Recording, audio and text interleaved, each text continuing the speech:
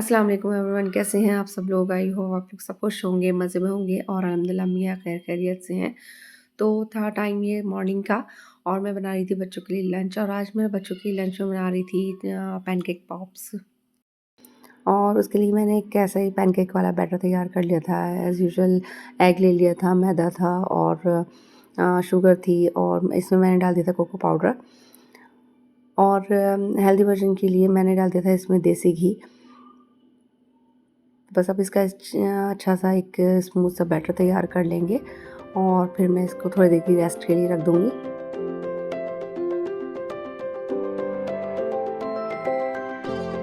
जब बच्चों का लंच बनाना होता है तो मैं ज़्यादातर तैयारी रात में ही कर लेती हूँ, क्योंकि बच्चों का स्कूल बहुत अर्ली है तो जल्दी से प्रिपरेशन हो नहीं पाती। लेकिन ये ईज़ी सी रेसिपी थी और बच्चों को पसंद भी है, तो बस मैंने फिर मॉर्निंग में इसे प्रिपेयर किया था। तो यहाँ मैंने लिया था एप्पल पैन और इसे भी मैंने घी से ग्रीस किया था और इसमें हल्का-हल्का बैटर डाल दूँगी और फिर इसे कुक होने रख दूँगी।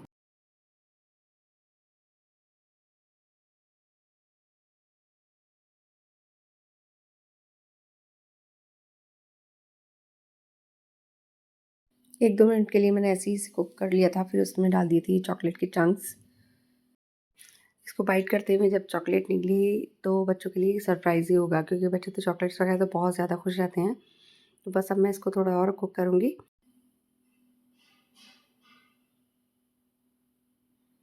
यहाँ मैं इसे कर रही थी फ्लिप और 1-2 मिनट ना मुझे थोड़ा इसे फ्लिप करने में लेट हो गया था, तो ये हल्के से बर्न भी हो गए थे। और बच्चे ना वैसे भी जज ही होती हैं हमारे घर के, उन्हें बहुत कम सी चीज़ें पसंद आती हैं और कमी होती है थोड़ी, तो फ़ौरन मुँह बना लेते हैं। तो यहाँ ना मैं बच्चों का जितनी जल्दी चाह रही थी करना, इतनी लेट हो गई थी, क्योंकि मैं किचन भी देख रही थी और बच्चों को कुछ ना कुछ चाहिए होता है। चाहे मैं सब कुछ सेट करके भी रख दूँ तभी भी आवाज़ें लगाते रहते हैं लोग। तो अब मैं बहरहाल दूसरा बैच तैयार किया और बच्चों को सही वाले दिए, क्योंकि बच्चे तो एकदम से बिल्कुल रिजेक्ट कर देंगे। बस यहाँ बच्चों का लंच कर दिया था मैंने रेडी। मेरे पास ना चॉकलेट सिरप इस टाइम अवेलेबल नहीं था कोई सा भी, और ना ही कोई चॉकलेट बची थी, वरना मैं इसकी गार्निशिंग इससे करती तो और भी ज़्यादा डिलीशियस लगते हैं। बच्चों को स्कूल भेजकर हस्बैंड का अपना नाश्ता बनाकर फिर बस हस्बैंड भी चले गए थे। और कुछ चीज़ें ना मतलब ऐसी होती हैं कि बाज़ारी तौर पर आपको बहुत साफ़ नज़र आती हैं, लेकिन अंदर की साइड ना बहुत ज़्यादा गंद जमा हो रहा था। तो ऐसा ही था कि मतलब अभी कुछ ही दिन हुए थे मैंने इसकी क्लीनिंग की थी अपने ड्रेसिंग टेबल की अंदर वाली शेल्फ़ की। लेकिन अब कुछ दिन हो गए थे तो हर चीज़ पर ऐसा लग रहा था डस्ट सी। और मतलब इतना ज़्यादा पता भी नहीं था कि मतलब इतनी ज़्यादा डस्ट हो जाएगी अंदर, कि मेरा पूरा डस्टर ही ब्लैक हो गया था। और बाहर की साइड से तो ऑल मतलब क्लीनिंग होती ही रहती है, लेकिन अंदर की रह जाती है। तो आज मैंने सोचा था आज मैं इसे क्लीन करूँगी और बहुत अच्छे से क्लीन करूँगी। हर चीज़ हटाकर मैंने बहुत सुकून से इसकी क्लीनिंग की थी। तो मतलब कुछ भी अगर आप साफ़ कर लें ना तो आपको बहुत अच्छा फीलिंग्स ही आती हैं, बहुत अच्छी वाइब्स आती हैं। तो यहाँ बस मैं सेट कर रही थी सारी ही चीज़ें। और मतलब कुछ चीज़ें ऐसी होती हैं आपको लग रहा था वो बिल्कुल साफ़ हैं, लेकिन अंदर की साइड काफ़ी ज़्यादा मतलब सफाई माँग रही होती हैं वो चीज़ें, और आपकी तवज्जो भी। तो यही हाल ना हम लोगों का भी है, इंसानों का भी है, कि बज़ाहिर तो हम लोग बहुत अच्छे रहते हैं, लेकिन अंदरूनी खाना हमारे दिल जो होते हैं ना वो बहुत मैले होते हैं। हम लोग दूर से बुग़्ज़ रख रहे होते हैं, किनारा रख रहे होते हैं। तो इसको भी ज़रूरत है कि हम अपने दिल को भी साफ़ रखें और मोहब्बत के तवज्जो के स्प्रे से अपने दिल को भी चमकाएँ। एनीवेज़ यहाँ पर हो गई थी मेरी भी क्लीनिंग सही। और मतलब जो हेल्पर होती हैं तो वो अपनी सफाई कर रही होती हैं बज़ाहिर तौर पर, लेकिन जो चीज़ें होती हैं ना वो हमारी ही तवज्जो माँग रही होती हैं। और इस बात को ना मेरी हेल्पर ने भी बोला था कि आप मतलब क्लीनिंग कर रही हैं, तो मतलब मेरे और आपके करने में बहुत ज़्यादा फ़र्क है। तो ज़ाहिर-सी बात है जब आपकी अपनी चीज़ होती है तो आपको खुद उसकी अहमियत पता होती है, खुद मतलब पता होता है कि कैसे करना है। तो हेल्पर कर लेती है, ऐसी बात नहीं है, अच्छा कर लेती है, लेकिन फिर भी कुछ चीज़ें होती हैं जो आपकी ही तवज्जो माँग रही होती हैं और आपको पता होती है उसकी केयर कैसे करनी होती है। तो ये माइक्रोवेव ओवन था तो इसमें बहुत ज़्यादा मतलब खाने की स्मेल हो रही थी। तो बहुत ज़रूरी है कि आप इसको भी क्लीन रखें बिल्कुल। और ना क्योंकि जब हम इसमें खाना वगैरह गर्म करते हैं तो जो बैक्टीरिया पुराने खाने के होते हैं तो वो आपके खाने में डिज़ॉल्व ज़रूर होंगे। आपका खाना भी अनहेल्दी ही हो जाएगा। तो ज़रूरी है कि इसको साफ़ रखें।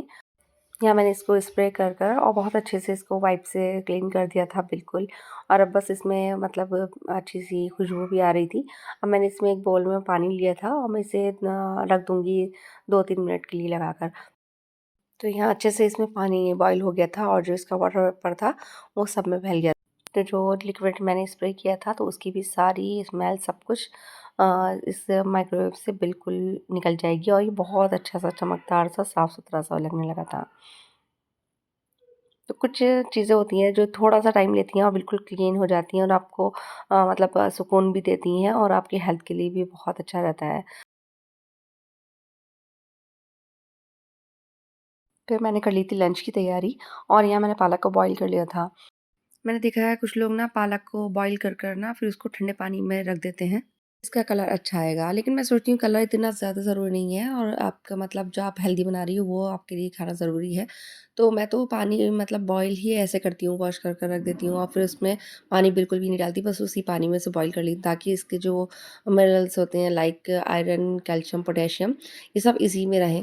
और ना हम मतलब शो ऑफ करने के लिए, अच्छा दिखाने के लिए खाने को मतलब अनहेल्दी कर देते हैं बिल्कुल। तो इतना ज़्यादा ज़रूरी नहीं है, आपका खाना टेस्ट में अच्छा हो और आप हेल्दी वर्ज़न बनाएँ तो आपके लिए बहुत ज़्यादा अच्छा है। और फिर इसको ऐसे ही ग्राइंड कर लेती हूँ ताकि जितने भी इसके न्यूट्रिएंट्स हैं सब इसी में रहें, ज़ाया ना हो, वेस्ट ना हो।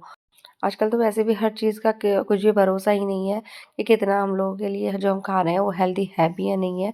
और इसी वज़ह से इतनी ज़्यादा मतलब डिसीज़ बीमारी हम लोगों को लगी हुई हैं।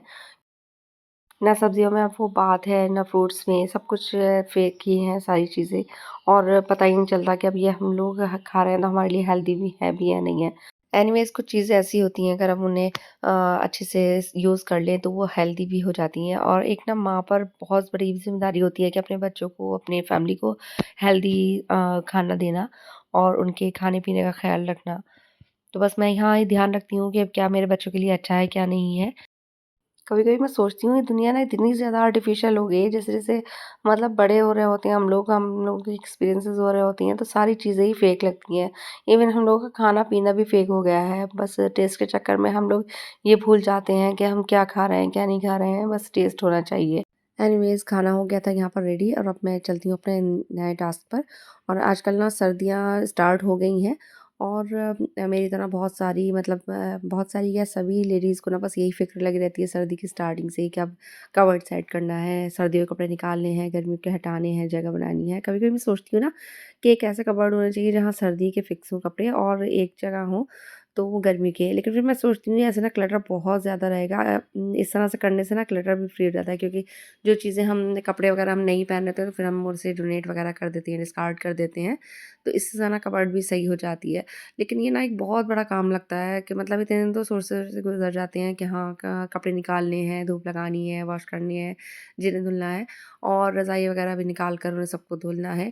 तो ये सारी ना मतलब बस दिमाग में यही चलता रहता है, चलते-फिरते काम। मेरे साथ तो यही होता है और मैं सोचती हूँ सभी के साथ शायद यही वाली बात होती है। मतलब घर की जो लेडीज़ होती हैं उन्हें बस ये रहती है। और एक टाइम वो होता था कि जब हमें इन बातों का पता ही नहीं था क्योंकि अम्मी वगैरह सब कर कर रखती थी। लेकिन जब से मतलब शादी होती है उसके बाद से ना ये सब अपने ऊपर ज़िम्मेदारी होती है और हम माँओं वाले काम करने लगते हैं जो हमारी अम्मियाँ करती थी।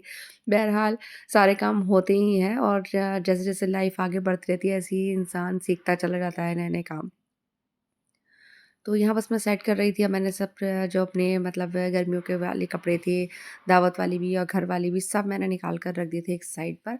और इतना ज़्यादा मतलब मेस हो जाता है कि उसे समेटना बहुत ज़्यादा मुश्किल हो जाता है। तो मैंने एक साथ तो सबके किए नहीं थे, बच्चों के, अपनी और हस्बैंड के। तो पहले मैंने बच्चों के कर लिए थे क्योंकि बच्चों को ज़्यादा जल्दी ज़रूरत पड़ जाती है। तो बस फिर अब मैं आज अपना सेट कर रही थी और हस्बैंड तो जब सर्दी खूब कड़ाके की पड़ने लगती है तब जाकर वो स्वेटर्स वगैरह लेते हैं, वरना नहीं मतलब लेते।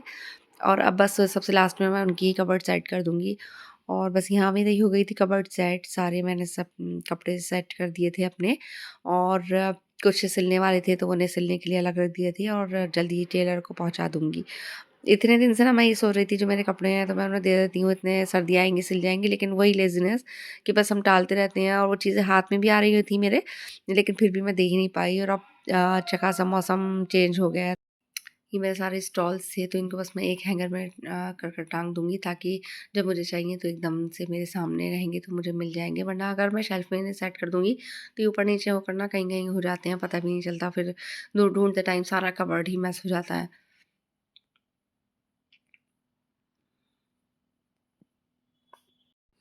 ये फंक्शन में पहनने वाले कपड़े थे, तो इन्हें मुझे सेट करना पड़ा था।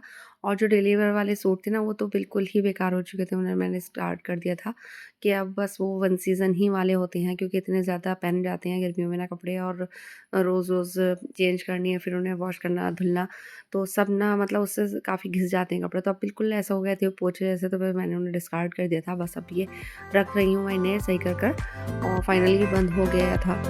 तो बस यहाँ सारे काम निपट गए थे, मेस भी समेट लिया था, बस अब ये बैग वगैरह सही करना था।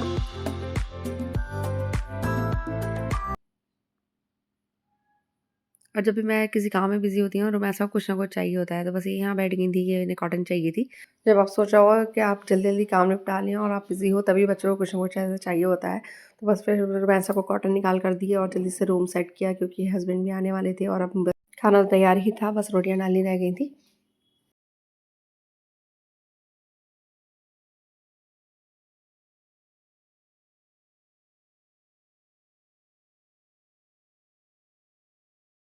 तो मिलती हूँ आपसे नेक्स्ट व्लॉग में, तब तक के लिए अल्लाह हाफ़िज़, दुआ में याद रखिएगा।